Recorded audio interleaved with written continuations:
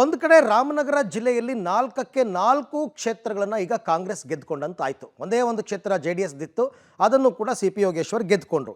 ಆದರೆ ನಿಖಿಲ್ ಕುಮಾರಸ್ವಾಮಿ ಸೋಲಿಗೆ ಕಾರಣ ಏನು ಅದನ್ನು ನೋಡಬೇಕು. ಬಹಳ ಮುಖ್ಯವಾಗಿ ನಿಖಿಲ್ ಕುಮಾರಸ್ವಾಮಿ ಏನು ತಪ್ಪು ಮಾಡಿದ್ರು, ದೊಡ್ಡ ದೊಡ್ಡ ನಾಯಕರ ನಡುವಿನ ಫೈಟ್ನಲ್ಲಿ ಇವರು ಹರಕೆಯ ಕುರಿಯಾಗ್ಬಿಟ್ರ ಅಂತ. ಚನ್ನಪಟ್ಟಣದಲ್ಲಿ ಸೋಲು JDSಗೆ ಇದು ಬಿಗ್ ಶಾಕ್. ಇದು ರಾಮನಗರದಲ್ಲಿ ಎಲ್ಲ 4 ಕ್ಷೇತ್ರಗಳನ್ನು ಕಾಂಗ್ರೆಸ್ ಈಗ ವಶಪಡಿಸ್ಕೊಂಡಂಗಾಯಿತು. 3ನೇ ಅಗ್ನಿ ಪರೀಕ್ಷೆಯಲ್ಲೂ ನಿಖಿಲ್ ಕುಮಾರಸ್ವಾಮಿ ಸೋತಿದ್ದಾರೆ. ದೇವೇಗೌಡರೇ ಅಖಾಡಕ್ಕಿಳಿದ್ರು, ನಿಖಿಲ್ ಕೈ ಹಿಡಿಲಿಲ್ಲ ಅದೃಷ್ಟ. ಹಾಗಾದರೆ ಚನ್ನಪಟ್ಟಣದಲ್ಲಿ JDS ಸೋಲಿಗೆ ಏನು ಕಾರಣ? ಮತ ಲೆಕ್ಕಾಚಾರದಲ್ಲಿ JDS ಲೆಕ್ಕ ತಪ್ಪಿದ್ದು ಎಲ್ಲಿ? ಈ ಪ್ರಶ್ನೆ. ಯಾಕೆಂದರೆ ಕಳೆದ 2 ಬಾರಿ ಕುಮಾರಸ್ವಾಮಿ ಅವರು ನೋಡಿ ಎಷ್ಟು ಜನ ಯೋಚನೆ ಮಾಡ್ತಾರೆ ಅಂದರೆ, ಕಳೆದ ಬಾರಿ 2023ರಲ್ಲಿ ಕುಮಾರಸ್ವಾಮಿ ಅವರು ಚನ್ನಪಟ್ಟಣದಲ್ಲಿ ಬರೀ ನಾಮಿನೇಷನ್ ಹಾಕಕ್ಕೆ ಹೋಗಿದ್ರು ಅಷ್ಟೇ, ಅವ್ರು ಪ್ರಚಾರಕ್ಕೆ ಹೋಗಲಿಲ್ಲ. ಅವರು ರಾಜ್ಯಾದ್ಯಂತ ಬೇರೆ ಬೇರೆ ಕಡೆ ಕಾನ್ಸಂಟ್ರೇಟ್ ಮಾಡಿದ್ರು, ಆದರೂ ಜನ ಅವ್ರನ್ನ ಗೆಲ್ಲಿಸ್ಕೊಟ್ರು. ಈ ಸರ್ತಿ ದೇವೇಗೌಡರು, ಕುಮಾರಸ್ವಾಮಿ, BJP ಲೀಡರ್ಸು ಎಲ್ಲರೂ ಹೋಗಿ ಪ್ರಚಾರ ಮಾಡಿದ್ರು ಕೂಡ ಸೋಲಿಸ್ಬಿಟ್ರು. ಜನ ಹೆಂಗೆ ಯೋಚನೆ ಮಾಡ್ತಾರೆ? ಹಾಗಾದರೆ ನಿಖಿಲ್ ಸೋಲಿಗೆ ಕೆಲವು ಪ್ರಮುಖಾಂಶಗಳು ಏನು ಅಂತಕ್ಕಂಥದ್ದನ್ನು ನಾವು ನೋಡೋಣ. ಚುನಾವಣೆಯಲ್ಲಿ ಗೆದ್ದೇ ಬಿಟ್ವು ಅಂತ ಅತಿಯಾದ ಆತ್ಮವಿಶ್ವಾಸ ಅವರಲ್ಲಿತ್ತು. ನಮ್ಮದೇ ಕ್ಷೇತ್ರ, ನಮ್ಮನ್ನು ಬಿಟ್ಟು ಇನ್ಯಾರು ಓಟ್ ಹಾಕ್ತಾರೆ, ನಮ್ಮನ್ನು ಗೆಲ್ಲಿಸ್ತಾರೆ ಅಂತಕ್ಕಂಥ ಅತಿಯಾದ ಆತ್ಮವಿಶ್ವಾಸ.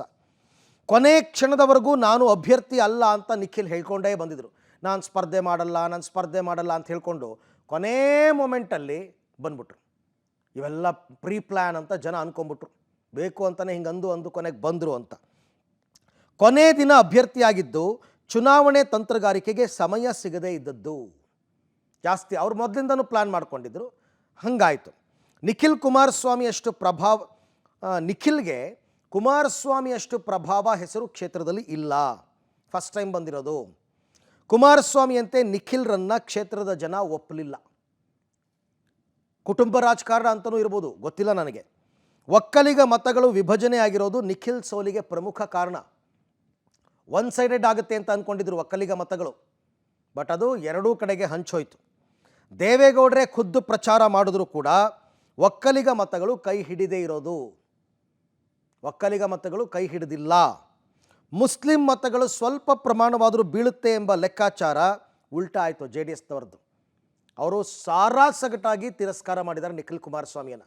ಮುಸ್ಲಿಂ ಮತಗಳೆಲ್ಲವೂ ಕೂಡ ಕಾಂಗ್ರೆಸ್ ಕಡೆಗೆ ಹೋಗಿದೆ, ಸಾಲಿಡ್ ಆಗಿ ಬಿದ್ದಿದೆ. ಹಾಗಾಗಿ ಒಕ್ಕಲಿಗರೇ ಹೆಚ್ಚಿರುವ ಗ್ರಾಮ ಪಂಚಾಯತ್, ಜಿಲ್ಲಾ ಪಂಚಾಯತಿಗಳಲ್ಲಿ ಲೆಕ್ಕಾಚಾರ ತಲೆ ಕೆಳಗಾಗಿದೆ. CPY ಅಭಿವೃದ್ಧಿ ಕೆಲಸ, DK ಬ್ರದರ್ಸ್ ತಂತ್ರಗಾರಿಕೆ ಇಲ್ಲಿ ವರ್ಕೌಟ್ ಆಗಿದೆ ಅಂತಕ್ಕಂಥದ್ದು ಇದೆಲ್ಲವೂ ನಿಖಿಲ್ ಕುಮಾರಸ್ವಾಮಿ ಸೋಲಿಗೆ ಪ್ರಮುಖವಾದ ಕಾರಣಗಳು. ಎಲ್ಲದಕ್ಕಿಂತ ಹೆಚ್ಚಾಗಿ ನಿಖಿಲ್ ಕುಮಾರಸ್ವಾಮಿ ಸ್ಥಳೀಯರಲ್ಲ, CP ಯೋಗೇಶ್ವರ್ ಸ್ಥಳೀಯ, ನಮ್ಮವ್ರು ಇಲ್ಲೇ ಇರಬೇಕು. ಆಮೇಲೆ ನಿಖಿಲ್ ಕುಮಾರಸ್ವಾಮಿ 3 ಸರ್ತಿ ಸೋತರು, 3 ಬೇರೆ ಬೇರೆ ಕ್ಷೇತ್ರದಿಂದ ಸೋತಿದ್ದಾರೆ. ಆದರೆ ಯೋಗೇಶ್ವರ್ 2 ಸರ್ತಿ ಸೋತಿದ್ದು ಇಲ್ಲೇನೆ. ಅದನ್ನು ಜನಗಳಿಗೆ ಅವರು ತುಂಬ ಚೆನ್ನಾಗಿ ಮನದಟ್ಟು ಮಾಡಿಸಿದ್ರು.